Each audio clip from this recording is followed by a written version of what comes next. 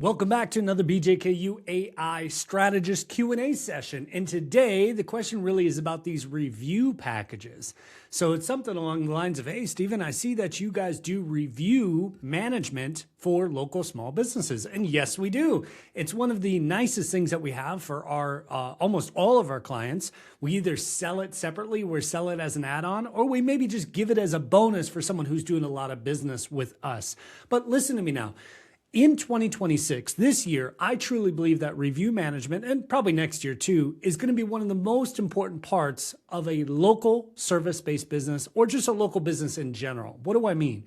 Well, Google made some changes to their search engine rankings. When you go look for something on Google, who shows up is not just who's got the best search engine optimization, but also the people who have the most reviews and the best reviews.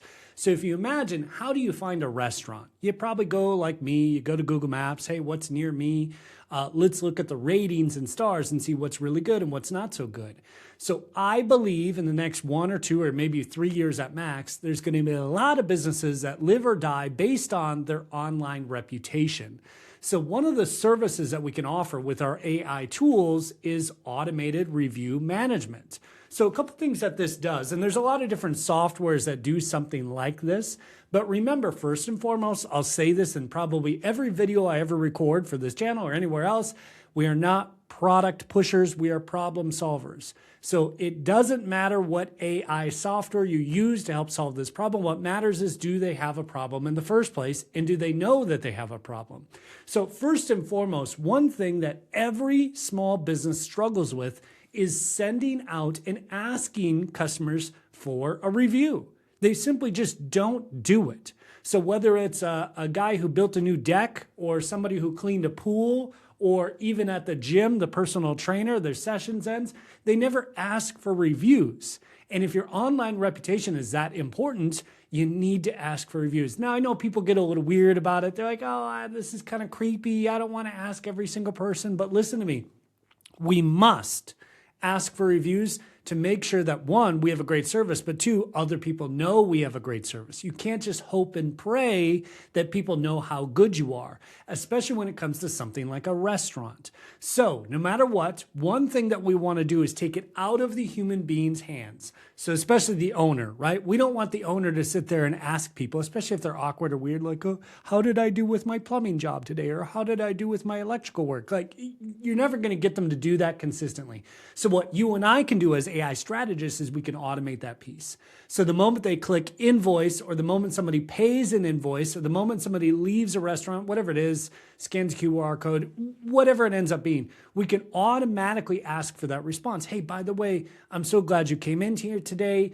Where would you rate us on the scale 1 to 5, or whatever it is, especially Google or Trustpilot or whatever review management is important to them, right? So we automatically set up that to make sure that we get the review. But number 2 is, if the person doesn't do the review, it sends out a reminder a couple days later.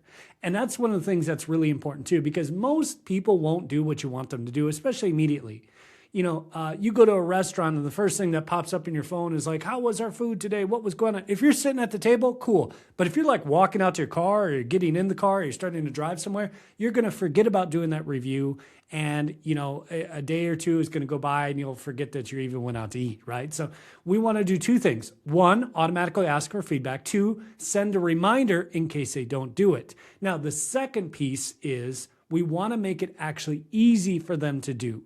And this is why we use some of these drag and drop softwares, because they tend to plug into software that these companies already have, whether they have a CRM, or they're sending out an email, or they're sending out an invoice, or whatever it is. We want to make it easy, because there's a lot of people who say, oh, hey, I'm so glad you had a great meal at a restaurant today. Go search for us on Google, find us on Google Maps, click the review thing and do that.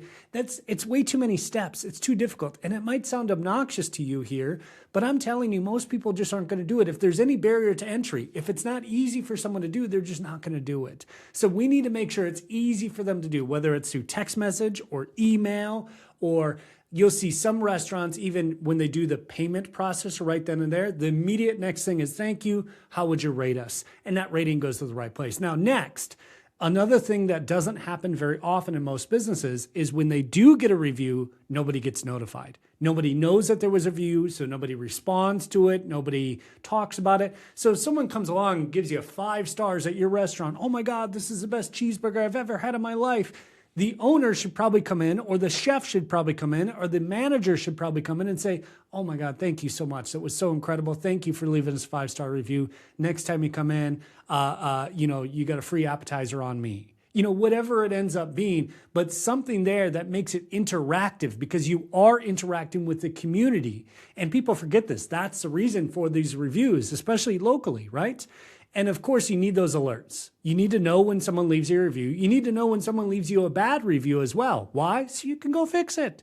That's a big part of online reputation, is not just like, how do we get as many 4 and 5 stars as we can, but how do we correct some of our mistakes, whether, again, it's at a restaurant, a plumber, an electrician, a contractor, whatever it is. We should get that feedback and improve our product, improve our service, improve our business. The last piece of this, guys, is the reputation reporting.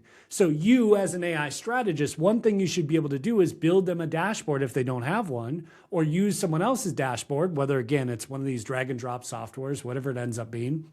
But we should have some sort of dashboard for them that they can go log into and see what's going on. And if they don't want to log in, which most people don't, you give them a weekly report. Here's how many reviews you got. Here were the star ratings. Here's how much you climbed. Here's how much you fell. Here was the good, the bad, and the ugly. So we're going to give them the report. Now, last piece here, and the question that everyone always asks me is like, what do we charge for something like this? Again, with AI, it's still the wild, wild west. So charging is all over the place. Pricing is all over the place. My question first is, how valuable is it to them? If they're only getting 1 or 2 reviews once in a blue moon, it doesn't much matter, right? But for these people who are trying to get 100 reviews, 10,000 reviews, whatever it is, it's really important to them. And you can charge a little bit more money because it's more to manage. I hope that makes sense, because we're not just charging because we want to charge a lot of money because we can, and let's suck as much money out of people as possible. No. That's not the point. The point is, how much time and money and energy and effort are you going to have to put in to managing this account? Because even though there's automations in AI, there's still work to be done. And if you've got a customer or client that's getting 100, 200 reviews per week, yeah, you're automating the vast majority of it, but you got to go in and check on it. You got to make sure everything is working. You got to go in there. So what do I do? Well, I'll give you a good example here, and I do this in a specific package that we sell. And I'll give you this in this slide here. We do between a $500 and $1,000 setup fee to do this, and then we charge $200, $300 a month to do this. And look, this is just a sample, just an example. You don't have to copy and model me. You should go to the customer and client and figure out what is it worth to them before you decide on pricing. So look, I know a lot of people just ask me, Stephen, just tell me what to charge. Well, this is what I charge for this. You can charge whatever you want, but it's a good starting point. Make sure you have the conversation with the client before you charge them anything.